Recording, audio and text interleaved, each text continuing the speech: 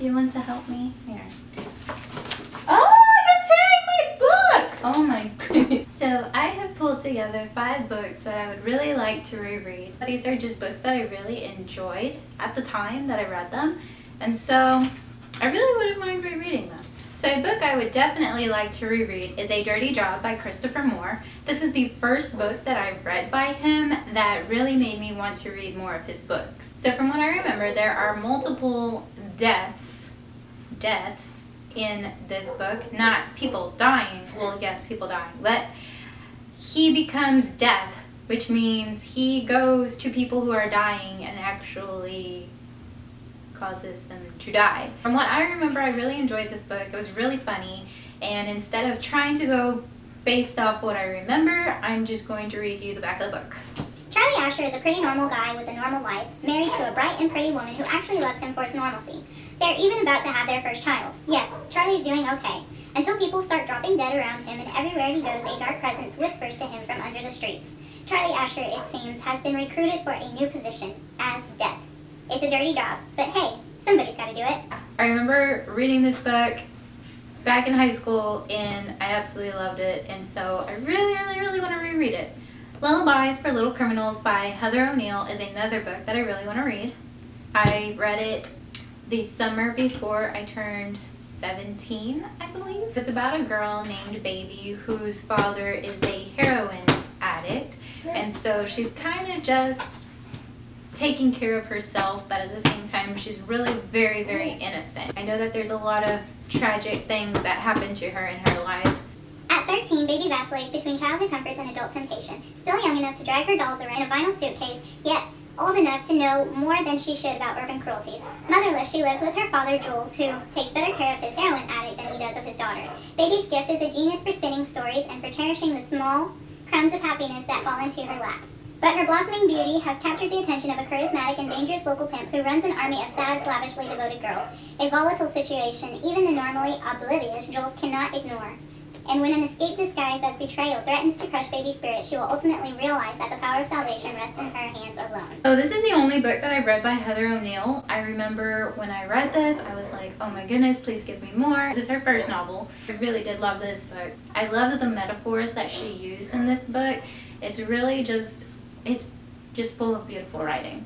Looking for Alaska by John Green is a book I really want to reread because I read it in one day. I know there's a lot of mixed reviews about Looking for Alaska, but out of the books that I've read by John Green, Looking for Alaska, The Fault in Our Stars, and Paper Towns, Looking for Alaska was my favorite. So I definitely want to reread it just because the first time I read it in a day. So I kind of just want more time with it. Faded by S.G. Browne is a book that I absolutely loved. I had to have more by S.G. Browne, so I did buy also Breathers after reading this book. But I remember how just clever, and I just know that S.G. Browne is a genius for writing this book. I loved it. Over the past few thousand years, Fabio has come to hate his job. As fate, he's in charge of assigning the fortunes and misfortunes that befall the human race, the 83% who keep screwing things up. And with the steady rise in population since the first Neanderthal set himself on fire, he can't exactly take a vacation. Fabio is frustrated with his endless parade of drug addicts and career politicians, and it doesn't help watching destiny guide her people to winning Nobel Peace Prizes and Super Bowl MVPs. To make matters worse, he has a 500-year-old feud with death, and his best friends are sloth and gluttony. And worst of all, he's just fallen in love with a human being. Sarah Griffin is on Destiny's path, but Fabio keeps bumping into her. Getting involved with her breaks rule number 1 and about 10 others, setting off some cosmic-sized repercussions that could strip Fabio of his immortality or lead to a fate worse than death.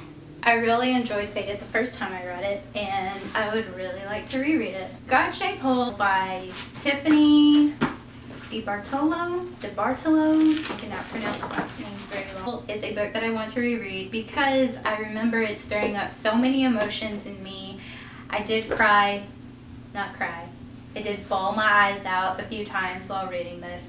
So I think when I'm in the mood to cry, I might go ahead and reread this. Tired of the usual dating politics, Beatrice, Trixie, Jordan follows an impulse that replies to a personal ad. If your intentions are pure, I'm seeking a friend for the end of the world. In doing so, she meets Jacob Grace, a charming young writer, a passionate seeker of life. Despite their jaded views of the world, they fall immediately in love. Trixie and Jacob begin an emotionally charged affair, one they try desperately to keep sacred. As they struggle to carve out a future beyond the Los Angeles hills, Trixie and Jacob face family secrets that threaten to keep the two close to home, or at least apart from one another. Well, I do remember crying my eyes out, but this is definitely worth rereading. So these are just a few of the books that I would really love to reread. They are mostly adult. Looking for Alaska is the only young adult, but these are just books of my past that I would really like to reread. Love you.